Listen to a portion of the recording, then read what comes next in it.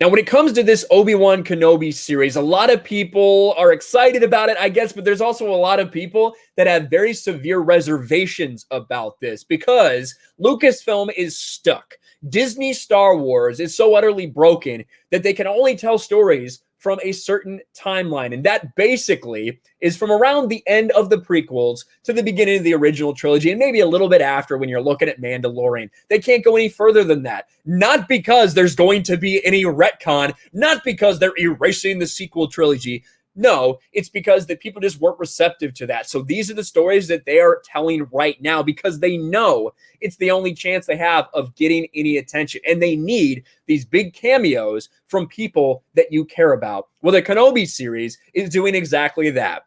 If you're going to make a Kenobi series, one, it should have been something based on Obi-Wan kind of dealing with his solitude, dealing with his failure as a Jedi and a master, his perceived failures at least. That's what this story should have been about, much like the Expanded Universe book, Kenobi, which is a fantastic book. But now we are getting casting information, in addition to already knowing that Hayden Christensen is coming back as Anakin Skywalker and as Darth Vader, and that their blades will cross again, which is fucking heresy, to be honest with you. But that's what they're doing, and everyone's just saying, well, Obi-Wan didn't technically say that they hadn't seen each other since. Whatever. We all know what the intent was behind that line in Star Wars A New Hope. They hadn't seen each other since the volcano, since Mustafar. We know that. But Disney Star Wars is going to do whatever they want to try to appease these people who want cameos. What we know now about this Disney Plus series shows that another person that they want you to care about is going to be in this that really shouldn't be for any reason. And likely, in my opinion, it's all to cover up another bad decision made from Disney Star Wars in the past. Details on Kenobi characters and casting. Exclusive. This is a few days ago from Jordan Mason. Now, you have probably seen me talk about Jordan Mason before. He has me blocked on Twitter, of course, because he's a little bitch. He talks about me on Twitter, even though he has me blocked, because, of course, he's a little fucking bitch. But I will not deny when someone has good sources. Even if I hate someone, despise someone, think they're a fucking joke, if you're reporting information that is accurate, then I have to, respect you and listen to that as far as your sources go. Don't respect him as a man, but Jordan Mason has very close contacts at Lucasfilm because he worked for them. He worked as a tops artist for Star Wars, and he worked as a writer for StarWars.com. But let's see what he has about the casting behind Kenobi. Confirmation from multiple sources have come in with some interesting details. Who's playing who in the upcoming Kenobi series on Disney Plus? Let me get this out of the way. I don't intend to post anything regarding this show's story/plot. I've veered away from scoops like that over the years and don't intend to change that now. With that in mind, there's a smidgen of information here that kind of deals with the plot. So if you want to avoid everything, you might turn around. We don't care about that. We're going to spoil the fuck out of it. Still here? Okay. So let's get right to this part. I can tell you, Leia is a part of Kenobi in a big way. In fact, from what I've heard, the stuff dealing with Leia is pretty much the impetus for the whole show and what gets Obi-Wan Ben into another adventure. So now I guess it's not implication that Obi-Wan meets Leia at any point, but I think we all know where this is headed eventually, that is probably what they're going to do. Instead of making it a story that makes sense for Obi-Wan Kenobi in his hiding on Tatooine, protecting Luke, probably what's going to happen is that Bail Organa is going to call him up. He's going to have to travel to Alderaan. It's going to have something to do with protecting Leia because, as we know, now Leia is way more important than Luke ever was for Disney Star Wars. We have a casting for Leia right here.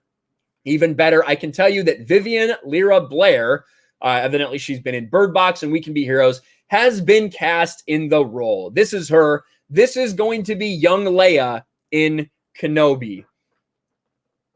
It's not something they need to do, but it's something they will do because it has to be about cameos. Star Wars is nothing without cameos. They make this universe so fucking small. I swear to God, there are only 50 characters in Disney Star Wars, and they all interact with each other all the time. That is the Dave Filoni template. That's what you're seeing in Bad Batch. That's what you saw in Mandalorian. That's what you saw in Rebels as well, where Leia made an appearance. and a character from Dave Filoni's in Rebels is also going to be making an appearance. Now, I will say I don't mind this one. I think this one makes sense. This is going to be an Inquisitor. As for other roles, I've heard we'll be seeing a few characters who initially appeared in Star Wars Rebels. Of course, Dave Filoni, Star Wars Rebels. With that show set about 9 to 10 years before the events of that show, it makes sense we'll see plenty of those characters pops up, which brings me about to actor Sung Kang. So you might recognize this guy from the Fast and Furious movies. I'm sure you do. He is going to be in Obi-Wan Kenobi as well, previously in an unrevealed role. Kang was part of the official casting announcement, though no details on who he's playing were given. From what I've heard, he's playing one of the Inquisitors. In fact, during an interview today, Kang made mention of seeing Vader on set and reference being put into a Star Wars costume. Both of my sources seem pretty confident. They said Kang was playing none other than the fifth brother.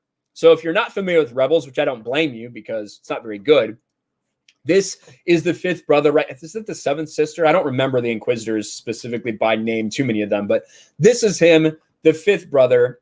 Here is another picture of him, and here's him actually in a comic, a bunch of the Inquisitors, in the background with Darth Vader right here in the Inquisitors headquarters.